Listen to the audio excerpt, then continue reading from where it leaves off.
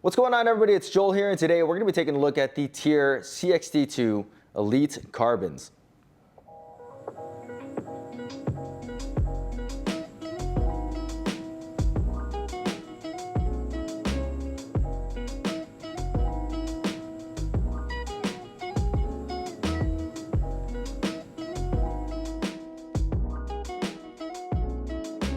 All right, so the CXT-2 Elite Carbons are basically the highest end, more competition spec version of the normal CXT-2s. If you haven't watched my review on the normal CXT-2s, I highly recommend that you check that out before you watch the video on the Elites. There are some similarities between the two shoes, but there are obviously things that push the Elite Carbons into the next level or next tier when it comes to a fitness shoe. I don't even know if you can call it a training shoe anymore because it's really a competition focused shoe. And the market that they're going for is that person that needs to be able to compete at the highest level. So in the past, we've seen this kind of thing with running shoes. It's pretty normal. You have your like line level running shoes. You have like a step up, like nylon plated running shoes. And then you have your carbon running shoes. This is the first time that we've seen this kind of thing happen with a training shoe, at least that I can remember. Most of the time, training shoes stay training focused, and some are better for competition, but there's never been like a real like competition spec training shoe. I guess you could say that the Froning 614 Competes were a competition focused shoe, but in recent history, there really hasn't been anything like this. And with that, you kind of have to expect that it's just not going to be for everyone, and it's not really designed for everyone. The thing that reflects that the most is the price tag. So the normal CXT-2s retail for $150. The CXT-2 Elite Carbons are going to cost $225.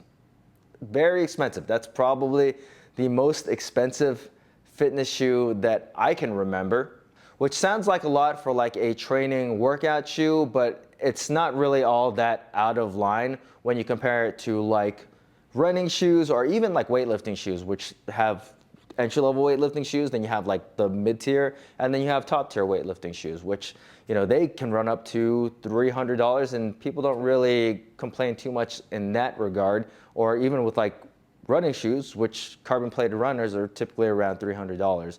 But since this is the first time we've seen it with a training shoe or a workout shoe or fitness shoe, it's kind of a little bit jarring. But anyways, let's now just get into talking about the shoes. We're going to be going over my first impressions with the CXT-2 Elites, and I guess we'll compare it to the normal CXT-2s, which I don't think that they changed like the tooling between the two shoes. I'm sure they're built on the same platform, which gives them the same basic shape, but obviously there are some key material differences. The first one that you're going to notice, obviously, is the difference in the upper material. The CXT-2 Elites have a dual layer mesh material. So there's a more robust mesh on top, and then there's a softer mesh as like an inner lining. And it's basically a single piece throughout. There's only one part at the very back where you can find a seam. It gives the shoe a really clean aesthetic, and it doesn't look like it would be, but the exterior mesh is really tough feeling, and I'm sure that that's going to be able to handle rope abrasion just fine.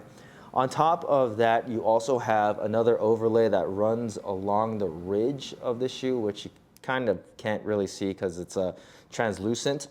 But it is there. It's a little bit more extended into the toe area and metatarsal on the medial side, and then it runs through the medial side, kind of drops off a little bit at the TYR wing logo, and then rises up more at the heel part of the shoe. One thing that you're going to notice here is that the Elites do not have the external heel counter like on the normal ones. And it doesn't really make that much of a difference to me, or at least I don't really notice that much of a difference, because the shoe still has the TPU stability wrap, and that extends from the middle of the shoe around the back, and then you have a protrusion that will act like a little handstand push-up clip and then it goes into the other side of the shoe, pretty much where it started on the opposite side.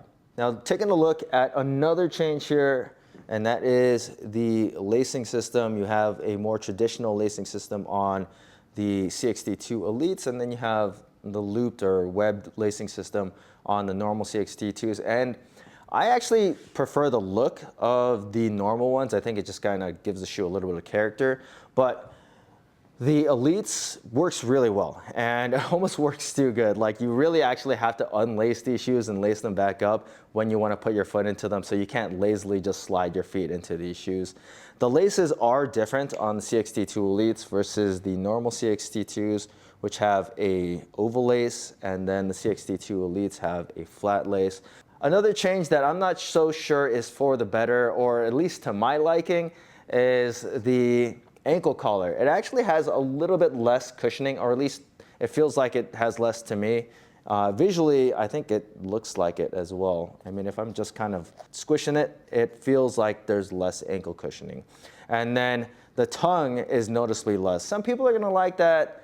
I personally like the more plush feel around the ankle on the CXT-2 normals, but if you thought that that was too much, or like felt like it got in the way, then you might prefer the more thinner, streamlined ankle collar on the CXT-2 Elites. Both are very comfortable and both don't have any kind of heel slip or anything like that, but I just prefer the way that the normal ones feel. Now, taking a look at the outsole of the shoe, you have the same tear tack rubber, the same traction pattern, which is just, I guess like a flat training focused traction pattern. One thing that you probably noticed as I held up the CXT-2 Elites is that there is a plate in there. In the middle of the shoe, it actually says Elite Carbon, and your carbon plate runs from the middle part of the shoe to the forefoot of the shoe, and it has some breaks in it, probably to give it a little bit more flexibility and make it less rigid. But that is, I guess, the star of the show here. Obviously, it's featured in the name. And this is the first time that we've seen something like this on a training shoe. So bringing it to the realm of training shoes, I can only assume that it's there to give you more pop for when you're really deep into a workout and you just needed a little bit of extra oomph. It's gonna give you more propulsion when you're doing your Olympic weightlifting movements. Obviously, probably not gonna do too much when you're squatting, deadlifting, or doing your slow movements, but more of your dynamic movements, plyometric kind of stuff, that should help with. They said in their internal testings that it produces 25% more vertical propulsion. I can't quantify that, but it does feel a little bit more dynamic in the forefoot. The thing that I noticed the most when it comes to the differences between the normal CXT-2 and the CXT-2 Elites is the change in the forefoot foam. There is now their Launch PX 100% PBAX foam in the forefoot of the shoe, and there's not only the change in the material, there's also more foam compared to the normal CXT-2s, which does change the drop of the Elites, making it a 4mm drop shoe in comparison to the 7mm drop of the normal CXT-2s. And it gives you a little bit more cushioning in the forefoot, so you're gonna have a better time doing running, you're gonna have a better time doing burpees, double unders, all the stuff that you're really pounding on the forefoot of the shoe. Now, the heel of the shoe is the same high density EVA foam. It's the exact same stack height from the original one, which is why the drop had changed to 4mm. And another small change, but it's still a change for the better, is that the CXT-2 Elites are lighter than the normal CXT-2s. I measured a size 10.5 at 13.8 ounces, and I measured a size 11 at 14 ounces. When it comes to how these shoes fit, I am very much on the fence. They sent me both a 10.5 and an 11 to try out, and initially I started with the 10.5. They were very snug right when I put them on, but TYR had assured me that they would break in over time, the forefoot foam would flatten a little bit, and they would be a comfortable fit. But when it comes to the way that the 10.5s fit, my feet are pretty crammed into the shoe. My toes are right at the very front. It's been about a week since since I started using these, and they've given a little bit, but it's not typically how I like to wear my shoes. The width is actually okay, but my toes are pretty much touching the very front of the shoe, and that's not how I like wearing my shoes. I guess you could say that's a more competition fit, but for me, it's a little bit on the tight side. So I'm wondering if that's actually gonna break in enough so that I'll be okay with wearing the 10.5s. Now, the 11s fit like perfect right out of the box. They have plenty of width in the toe box, probably better than the normal CXT-2s. I have a decent amount of space between my toes and the very front of the shoe. I would say that's probably about 2 millimeters, but then I'm worried about how the 11s will break in and if they will eventually become too loose. I never got any kind of heel slip between either of the sizes, which is another reason why I think I just may go with the 11, because if my feet aren't slipping out of the shoe, then it's probably not that big a deal of having a little bit of extra space in the toe box. Plus, you also have the option to do a lace lock if you ever run into any kind of issues with heel slip. So this is a first impressions video, but I have done about a week's worth of training in the CXT-2 Elites, so I can chime in a little bit on the differences between the normal CXT-2s and the Elites. The first and major one that I noticed is that the CXT-2 Elites are a better running shoe. There's just no question about it. They are lighter, which makes them a little bit easier to run in, but the thing that I noticed the most is the forefoot foam. It's very comfortable. It's like a running shoe in the very front of the shoe because there is a little bit more foam. It's a more responsive, I guess, more energetic feeling foam. And then you also have the addition of the carbon plate that's gonna give you a little bit more pop in your step. Now, admittedly, that plate is pretty stiff on the shoe and it still is probably breaking in. But as it wears, it's probably gonna make it even better of a running shoe. It's probably gonna take away a little bit of the pop in the step, but I would gladly trade that for a shoe that was a little bit easier to flex. I've actually done a lot more lifting in the CXT-2 Elites than I have body weight or agility type movements, so I could probably talk about that a little bit more. And I will say that one of the big differences that I notice is that the CXT-2 Elites are more midfoot and heel heavy. And once again, I think that is from the addition of foam in the forefoot. It just kind of pushes you back into the shoe a little bit more. I did a 1 rep max clean in these. I went up to 280 pounds, which is 20 pounds shy of my normal 1 rep max or my all-time 1 rep max. And I thought that the shoes did great.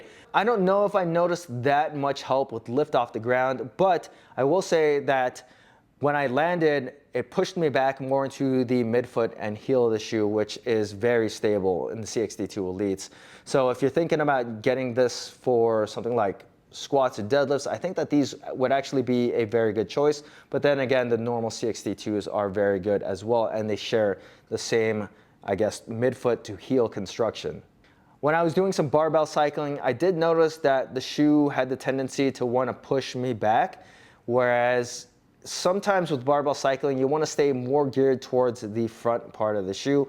But when you do that in this shoe, it kind of wants to rock you forward. So you're either choosing between the front part of the shoe or back part of the shoe when you're making contact with the ground, which I hope is something that is going to break in. Like, I think that maybe the forefoot foam will compress a little bit, and I think that the carbon plate will relax a little bit and make it so that you can easily kind of make full foot contact. But as they are, it feels like the shoe is more geared towards the midfoot and heel.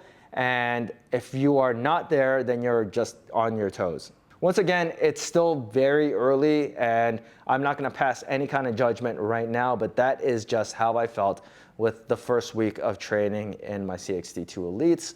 These are gonna launch in early September. They haven't given me an exact date, but they said early September, but I guess we'll just have to wait and see. Once again, these cost $225. So you have to really be sure that you're gonna get some kind of benefit out of using the Elite version of the shoe. If you're somebody that competes and you just needed that extra edge over your competition, then I'd say that it's probably worth it. Like if you're willing to spend $225 on a pair of weightlifting shoes, $300 on a pair of weightlifting shoes, then why wouldn't you be able to spend $225 on a more competition-focused fitness shoe? And the same thing goes with running shoes. You could buy a $130 pair of running shoes to do your everyday training in, but then you can also buy a $300 pair of running shoes to do your races in. And I really don't see that big a deal when it comes to the price of the CXT-2 Elites. And I don't think that TYR does either. I know that they know that the shoe is not for everybody. And once again, it's not supposed to be for everybody. And if that didn't resonate with you, then you can just buy the normal CXT-2s, which I think are plenty of a training shoe, plenty of a fitness shoe, and easily something that you could compete in. But that's it for my first impressions today. Let me know what you think about the CXT-2 Elites. Do you think that they're worth the extra price increase over the normal CXT-2s? And if you have any questions for the full-on review of the CXT-2 Elites, feel free to leave them in the comments section. And as always, guys, please hit that like button, subscribe, and thanks for watching.